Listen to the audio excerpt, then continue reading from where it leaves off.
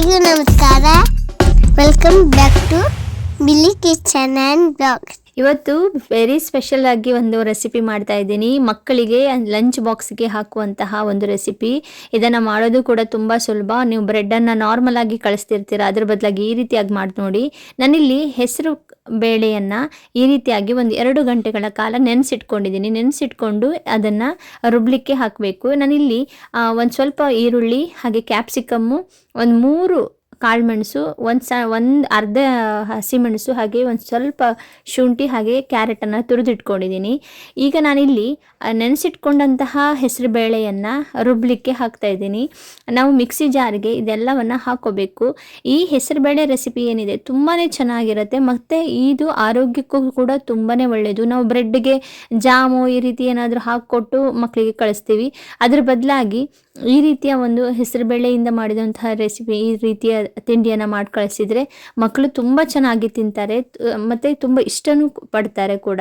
ಹಾಗೆ ನಾನಿಲ್ಲಿ ಹೆಸರುಬೇಳೆ ಜೊತೆ ಒಂದು ಸ್ವಲ್ಪ ಶುಂಠಿ, ಹಾಗೆ ಏನು ಕಾಳುಮೆಣಸು ಮತ್ತು ಹಸಿಮೆಣಸನ್ನು ತೊಗೊಂಡಿದ್ದೀನಿ. ಇವು 3 ಹಾಕಿ ರುಬ್ಕೋತಾ ಇದ್ದೀನಿ.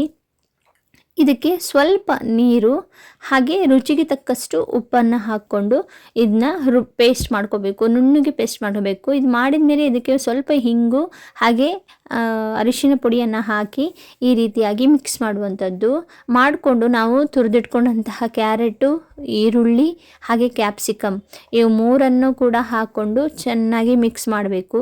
ಇಲ್ಲಿ ಕ್ಯಾರೆಟು ತುಂಬಾ ಕಣ್ಣಿಗೆ ಎಲ್ಲ ತುಂಬ ಒಳ್ಳೆಯದು ಮಕ್ಕಳಿಗೆ. ಹಾಗೆ ಕ್ಯಾರೆಟ್ ತಿನ್ನಲ್ಲ ಮಕ್ಕಳು. ಹಾಗೆ ಹೆಸರು ಬೇಳೆ ಏನಿದೆ ತುಂಬಾ ಆರೋಗ್ಯಕ್ಕೆ ಒಳ್ಳೆಯದು. ಮಕ್ಕಳಿಗೆ ಈ ರೀತಿಯ ಒಂದು ರೆಸಿಪಿಗಳನ್ನು ಮಾಡಿಕೊಡ್ತಾ ಇರಿ, ತುಂಬಾ ಇಷ್ಟಪಟ್ಟು ಕೂಡ ತಿಂತಾರೆ. ನಾನಿಲ್ಲಿ ಬ್ರೆಡ್ಡನ್ನು ತೊಗೊಂಡಿದ್ದೆ. ನೀವು ಇದರಲ್ಲಿ ವೀಟ್ ಬ್ರೆಡ್ ಕೂಡ ತೊಗೋಬೋದು, ತುಂಬ ಚೆನ್ನಾಗಿರುತ್ತೆ. ಮಕ್ಕಳಿಗೆ ಕೊಡುವಾಗ ವೀಟ್ ಬ್ರೆಡ್ ಕೂಡ ತುಂಬಾ ಒಳ್ಳೆಯದು.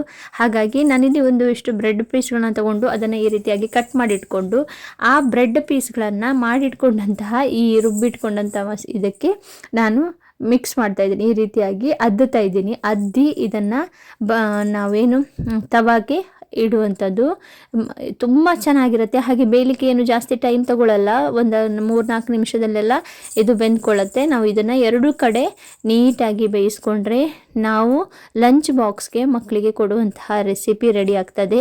ಹಾಗೆ ನೀವು ನೋಡ್ತಿರ್ಬೋದು, ಇದರಲ್ಲಿ ನಾವು ಕ್ಯಾರೆಟ್ ಮಿಕ್ಸ್ ಮಾಡಿರೋದಾಗಿರ್ಬೋದು, ಕ್ಯಾಪ್ಸಿಕಮ್ಮು, ಈರುಳ್ಳಿ. ಕೆಲವು ಹೆಚ್ಚಿನ ಮಕ್ಕಳಿಗೆ ಈರುಳ್ಳಿನೆಲ್ಲ ತೆಗೆದಿಡ್ತಾರೆ. ಇದರಲ್ಲಿ ಆ ಆಪ್ಷನ್ನೇ ಇಲ್ಲ, ಇಡ್ಲಿಕ್ಕೂ ಕೂಡ ಆಗಲ್ಲ, ಅಷ್ಟು ಚೆನ್ನಾಗಿ ಮಿಕ್ಸ್ ಆಗಿರುತ್ತೆ. ತಿನ್ನಲಿಕ್ಕೂ ಕೂಡ ಹಾಗೆ ಅಷ್ಟೇ ಚೆನ್ನಾಗಿರುತ್ತೆ. ಪ್ರತಿಯೊಬ್ಬರು ಕೂಡ ಈ ರೆಸಿಪಿಯನ್ನು ಒಂದ್ಸರಿ ಟ್ರೈ ಮಾಡಿ ನೋಡಿ. ಇದು ಒಂದ್ಸರಿ ಟ್ರೈ ಮಾಡಿದರೆ ಮತ್ತೆ ಖಂಡಿತ ನೀವು ಮಾಡಿಕೊಂಡು ತಿಂತೀರಾ ಅಂತ ನಾನು ಅಂದ್ಕೊಂಡಿದ್ದೀನಿ. ಹಾಗೆ ನಿಮಗೆ ನಾನು ಮಾಡ್ತಿರುವಂತಹ ರೆಸಿಪಿಗಳೆಲ್ಲ ಇಷ್ಟ ಆಗ್ತಾಯಿದ್ರೆ ಒಂದು ಲೈಕ್ ಕೊಡಿ, ಹಾಗೆ ಕಮೆಂಟ್ ಮೂಲಕ ಹೇಗಾಗಿದೆ ತಿಳಿಸಿ. ಜೊತೆಗೆ ನನ್ನ ಚಾನಲ್ನ ಸಬ್ಸ್ಕ್ರೈಬ್ ಮಾಡೋದನ್ನ ಮರಿಬೇಡಿ.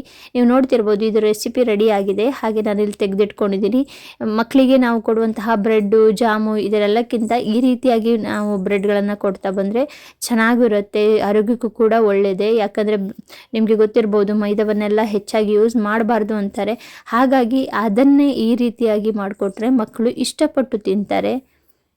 ಅದರ ಜೊತೆ ಸ್ವಲ್ಪ ಡ್ರೈ ಫ್ರೂಟ್ಸು ಏನಾದರೂ ಹಾಕ್ಕೊಟ್ರೆ ಮಕ್ಕಳಿನ ಒಂದು ಹೊತ್ತಿನ ರೆಸಿಪಿ ತಿನ್ನುವಂತಹ ಫುಡ್ಗೆ ಒಂದು ಇದಾಗತ್ತೆ. ಪ್ರತಿದಿನ ಬೇರೆ ಬೇರೆ ವೆರೈಟಿಯಲ್ಲಿ ಹಾಕುವಂಥ ನಮಗೆ ಈ ರೀತಿಯಾಗಿ ಏನಾದರೂ ಸಿಕ್ಕಿದಾಗ ತುಂಬಾ ಖುಷಿ ಆಗುತ್ತೆ. ನಮ್ಮ ರೆಸಿಪಿ ನಿಮ್ಗೆ ಇಷ್ಟ ಆದರೆ ನನ್ನ ಚಾನಲ್ನ ಸಬ್ಸ್ಕ್ರೈಬ್ ಮಾಡಿ. Thanks for watching.